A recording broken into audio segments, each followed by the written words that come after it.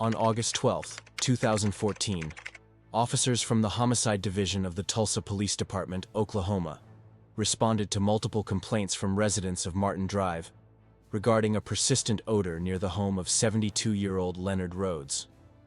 Several neighbors had filed reports during the previous month, describing the smell as unusual and long-lasting. Initial assumptions by patrol officers suggested either accumulated garbage or the presence of a dead animal under the property. Standard procedure required a welfare and property check. Rhodes resided in a single-family home together with his wife, 69-year-old Margaret Rhodes. The couple had lived in the same residence since 1982. They had no children, rarely received visitors, and had minimal contact with their neighbors. Residents of Martin Drive later provided consistent testimony that the couple kept to themselves and that Leonard was perceived as a quiet and withdrawn man. His wife was described as rarely leaving the house except for occasional grocery trips. At 9:45 a.m., Detective Paul Harding, 46, and Officer Raymond Douglas, 39, entered the backyard accompanied by two crime scene technicians. A section of soil near a wooden shed appeared freshly disturbed. When investigators began to dig approximately 1 foot below the surface, they uncovered human remains. The first set of bones, later identified as belonging to an adult male, was partially wrapped in deteriorated fabric. Following the discovery, the property was immediately secured, and a full forensic excavation was authorized. Between August 12 and August 19, 2014, systematic excavation of the Rhodes property was conducted by a joint team from the Tulsa Police Department and the Oklahoma State Bureau of Investigation. By the end of the operation, investigators had recovered the remains of 47 individuals from multiple burial sites distributed across the backyard. The depth of the graves ranged from 0.5 to 1.5 meters, and most were clustered around the garden area behind the shed. Each set of remains was catalogued, and associated items such as clothing fragments, personal effects, and work uniforms were collected. Preliminary forensic examination indicated that the burials had occurred over a span of at least 20 years. Some of the remains were in an advanced state of decomposition, while others were relatively recent. Anthropological analysis suggested a mixed demographic group, including adult males, females, and at least 3 adolescents.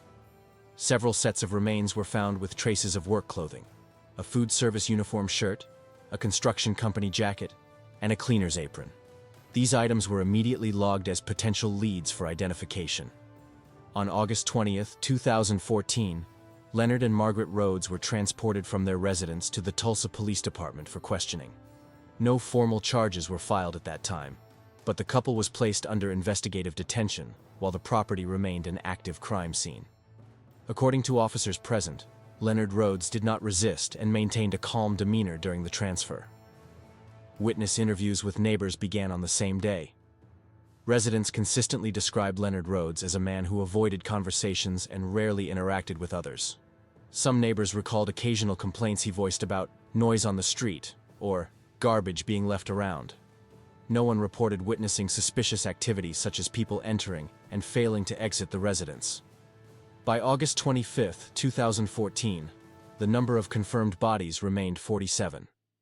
Forensic teams emphasized the scale of the recovery, which required specialized cold storage units to preserve the remains for autopsy and DNA analysis. Detectives noted that many of the victims had not been reported missing in Tulsa itself, but possibly came from surrounding areas or transient populations. Residents recounted that Rhodes often voiced dissatisfaction with what he considered the decline of the neighborhood. Robert Hensley, 58, a warehouse worker who had lived across the street since 1990, testified, "He told me more than once that the street used to be quiet, and now there were strangers everywhere." Several other neighbors corroborated these accounts, stating that Rhodes regularly used the word outsiders when speaking about new residents, particularly young renters and migrant workers who had moved into nearby apartments. Investigators noted that Rhodes directed much of his frustration toward a small fast food restaurant located at the intersection of Martin Drive and West Admiral Boulevard. This establishment, a franchise branch that had operated since 2001, was within walking distance of his home. According to testimonies, Rhodes repeatedly complained about the restaurant's employees and customers. He told neighbor Teresa Collins, 62, a retired school bus driver, that they leave trash everywhere and bring noise and trouble to the street. Further witness interviews indicated that Rhodes frequently singled out restaurant staff in his conversations. In one report filed on August 27, 2014, a witness recalled Rhodes complaining that employees laughed at him when he argued about a mistaken order. Another neighbor, Harold Jenkins, 51, a security guard, recalled a conversation in 2010 in which Rhodes described the staff as disrespectful and unfit to work in the neighborhood. By cross-referencing missing persons files, investigators began to identify a troubling pattern. 3 individuals who had been reported missing between 2006 and 2013 had all been employees of the same fast food restaurant.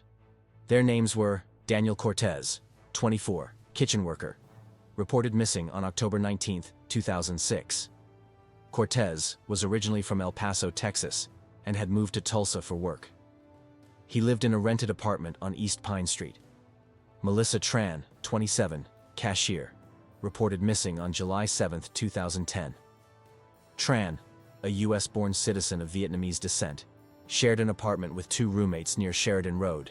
Eric Davison, 22, night shift worker, reported missing on February 3, 2013. Davison had recently started the job after leaving community college. All 3 had disappeared after their shifts, with no evidence of robbery or forced abduction. At the time of their disappearances, police files classified their cases as voluntary absence, citing lack of immediate evidence of foul play. These cases had remained inactive until the 2014 excavation. Forensic analysis conducted by the Oklahoma State Bureau of Investigation later confirmed that the remains of Cortez, Tran, and Davison were among those recovered from Rhodes's backyard. The identification was made through dental records and DNA matches provided by surviving relatives. This finding established the first direct connection between Rhodes and identifiable victims. Detective McConnell noted in her report, dated September 14, 2014, the common link of employment at the fast food restaurant within 1 block of the suspect's residence presents a clear pattern of targeted selection. Interviews with former and current employees of the restaurant added further context. A shift manager, 35-year-old Raymond Alvarez, told investigators that Rhodes had entered the restaurant several times to argue about his orders. "He said we didn't show him respect," Alvarez recalled. "He was angry that we laughed when he complained." Another employee, Maria Hernandez, 29, testified that Rhodes had followed her to the bus stop after a shift in 2011, telling her that, "People like you ruin this place." Despite these testimonies, none of the incidents had been formally reported to police at the time, as staff considered Rhodes eccentric but not threatening. Detectives later concluded that Rhodes's grievances against the restaurant and its staff aligned directly with the selection of several of his victims. Beyond the fast food employees, investigators documented additional testimonies indicating Rhodes's hostility toward other groups he considered disruptive. Complaints were noted against teenagers who gathered on the corner of Martin Drive, and against construction workers from nearby sites. A neighbor recalled him saying, "If the police won't clean this place up, someone has to." During the excavation conducted from August 12 to August 19, 2014, investigators cataloged not only skeletal remains, but also numerous personal effects buried alongside the bodies. These items provided critical leads in reconstructing the identities of victims and establishing Rhodes's selection criteria. Among the recovered objects were 3 employee uniforms bearing the logo of the fast food restaurant located near the Rhodes residence. 2 uniforms matched the standard issue shirts for kitchen staff used during the mid-2000s, and the third corresponded to the cashier uniform style adopted in 2010. Next to one set of remains, investigators recovered a laminated employee badge with the name Melissa Tran, who had been reported missing on July 7, 2010. Dental record comparison later confirmed that the remains were indeed hers. Other items indicated a broader range of victims beyond restaurant workers. Forensic technicians recovered 2 construction company jackets bearing the logo of Midwest Build and Supply, a contractor active in Tulsa between 2005 and 2012. Employment records confirmed that both jackets were issued to workers assigned to projects within 2 blocks of Martin Drive. Human remains associated with one jacket were later identified as belonging to Luis Romero, 34, a day laborer originally from New Mexico who had been reported missing on April 2, 2008. A further discovery included a woman's handbag containing an Oklahoma State identification card for Angela Martinez, 41, who worked part-time as a janitor at a local office complex. She had been reported missing by her sister on January 15, 2011. Investigators confirmed that her remains were among those exhumed.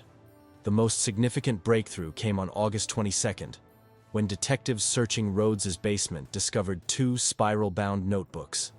Each contained handwritten notes in Rhodes's handwriting, confirmed later by forensic comparison. The entries, spanning from 1999 to 2013, consisted of short statements, often accompanied by dates. Examples included: argued at register, watched 1 week, bag left at gate, removed, loud group outside window, stopped. Detective McConnell, who reviewed the material, reported on August 23.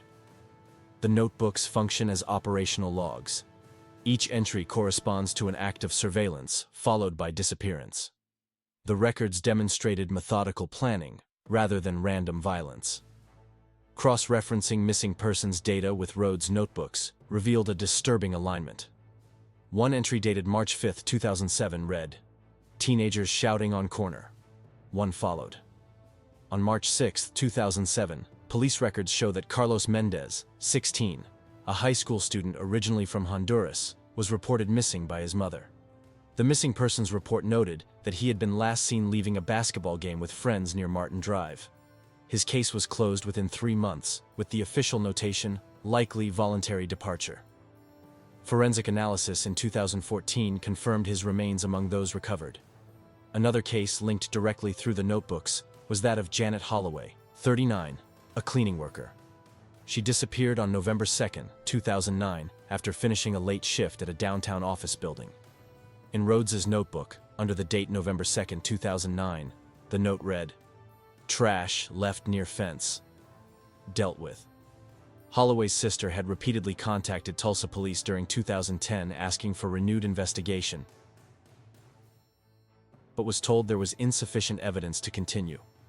Her remains were identified through DNA comparison in September 2014. By mid-September 2014, investigators had confirmed 28 victims through a combination of DNA testing, dental records, and recovered belongings. The identified group included food service employees, construction laborers, custodial staff, and adolescents. Ages ranged from 15 to 47. Employment records indicated that most worked within a 2-mile radius of Rhodes's residence, showing that his victims came almost exclusively from his immediate surroundings. Family testimonies provided further confirmation of patterns ignored in earlier investigations. Maria Alvarez, mother of Angela Martinez, stated in a September 10 interview, "We told the police again and again she would never leave her child. They said she probably wanted a new life." Similarly, Rafael Mendez, father of Carlos Mendez, recalled, "We reported him missing the same night. They said he probably went back to Honduras. We kept asking, but they closed the file." These testimonies were added to the investigative record, demonstrating repeated dismissals of legitimate concerns. For detectives, the significance of the notebooks and the associated items was clear. The uniforms, jackets, and handbags were not random artifacts. They anchored each disappearance to a real individual whose absence had once been documented but left unresolved. The notebooks revealed how Rhodes framed these disappearances as corrective actions, using language that reduced people to infractions: a mistaken order, a bag of trash, noise after dark.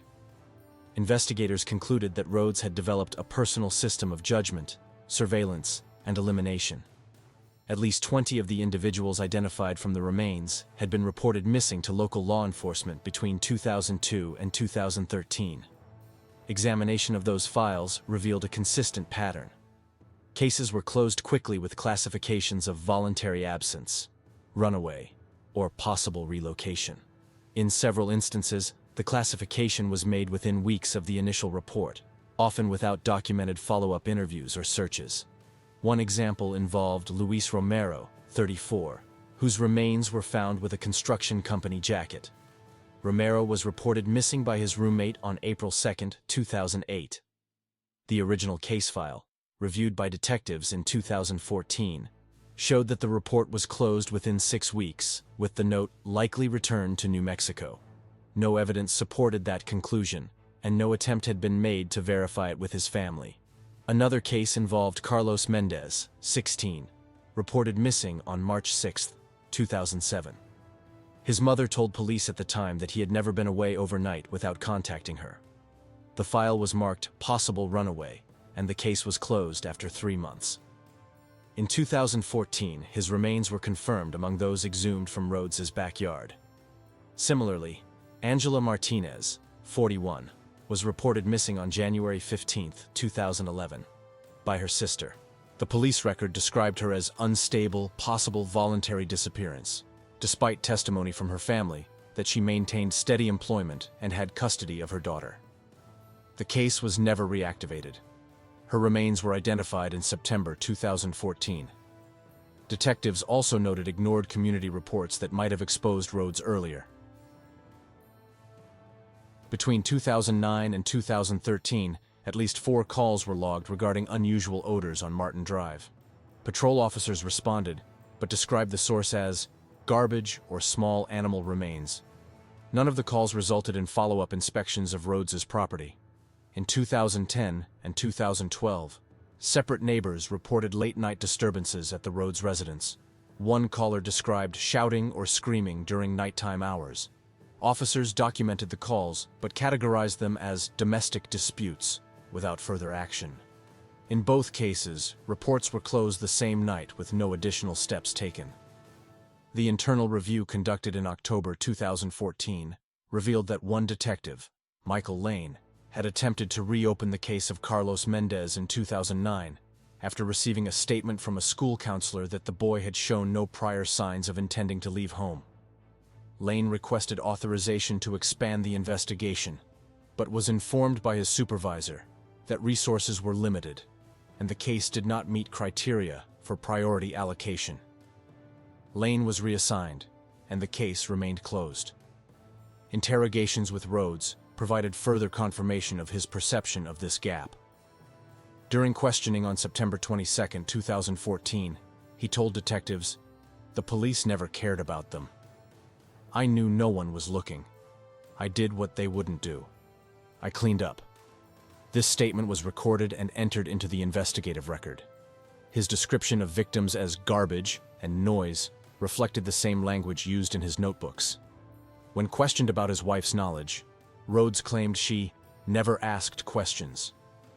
However, a search of the residence revealed handwritten notes in Margaret Rhodes's possession, listing several of the same names recorded in Leonard's notebooks. The notes also contained short reminders such as "noises stopped" and "gone now."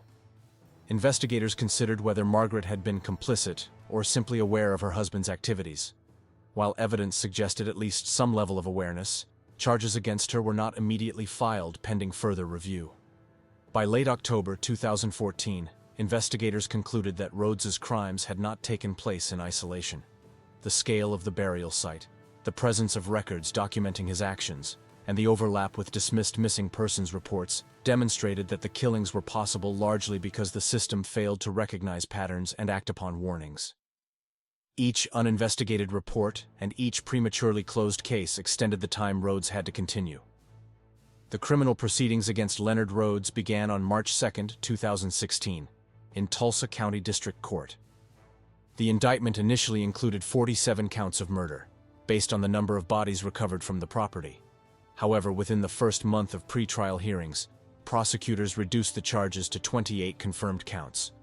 The decision was justified by the district attorney's office on the grounds of insufficient evidence in cases where remains could not be conclusively identified, or where a direct link between Rhodes and the victim was not documented beyond circumstantial objects.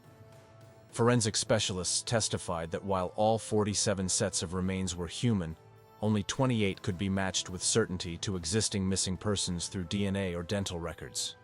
Prosecutors argued that presenting the additional 19 cases without definitive identification risked weakening the overall trial.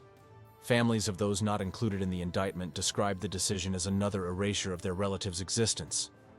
The prosecution's case relied heavily on the notebooks recovered from Rhodes's basement, testimony from neighbors and former restaurant employees, and forensic evidence linking personal belongings to identified victims. Detectives McConnell and Harding testified that Rhodes demonstrated a consistent pattern of selection and method, targeting individuals he perceived as disruptive. The state emphasized his own statements during interrogation, including, "I removed what the police ignored. They didn't matter." The defense, led by attorney Mark Ellison, attempted to argue diminished responsibility, citing Rhodes's age and declining health. The defense also claimed that many of the missing persons had transient lifestyles, and that Rhodes's notes were ramblings of an old man rather than confessions. This argument was weakened by the recovery of specific belongings buried with the remains, such as Angela Martinez's identification card and Melissa Tran's employee badge. On June 14, 2016, the jury found Rhodes guilty on 28 counts of murder. He was sentenced to life imprisonment without the possibility of parole. However, the exclusion of 19 victims from the official record created a division between the legal outcome and the expectations of the families. Relatives of food service workers gathered outside the courthouse carrying signs with the words, "Our lives count too." Parents of teenage victims expressed frustration that their children's cases had been dismissed for years as runaways. Rafael Mendez, father of Carlos Mendez, told reporters after the sentencing, "If my son had been from another family, police would have searched every street. Instead, they closed the file in 3 months." In interviews, families described the trial as a second loss. They had hoped that each disappearance would be recognized as an individual crime. Instead, many were told there was not enough evidence to prove murder beyond a reasonable doubt, even though their relatives' remains had been found buried in the same yard as others whose cases were accepted. The outcome underscored the systemic issues revealed throughout the investigation. The original failures to investigate missing persons reports were compounded by the later reluctance of prosecutors to pursue charges in all cases. For many families, the absence of official recognition was interpreted as confirmation that certain victims did not merit equal treatment under the law. Leonard Rhodes entered the Oklahoma State Penitentiary on June 21, 2016. His wife, Margaret Rhodes, was never formally charged. Prosecutors stated that evidence against her was insufficient to establish direct participation, despite her possession of notes overlapping with Leonard's records. This decision added further tension to the conclusion of the case. For investigators who had uncovered the burial site, the conclusion was unsatisfactory. The existence of 47 bodies on a single property confirmed the scale of Rhodes's crimes, yet only 28 victims were legally acknowledged. The discrepancy left open questions about how many other disappearances across the region might have been misclassified as voluntary departures. By the end of 2016, the official record recognized 28 murders. The remaining 19 were categorized as unresolved. For families of those victims, the graves in Rhodes's backyard were the only acknowledgement they would ever receive. The case closed in court, but the broader question remained unanswered. How many more burial sites, hidden behind classifications of runaway or voluntary disappearance, exist undetected?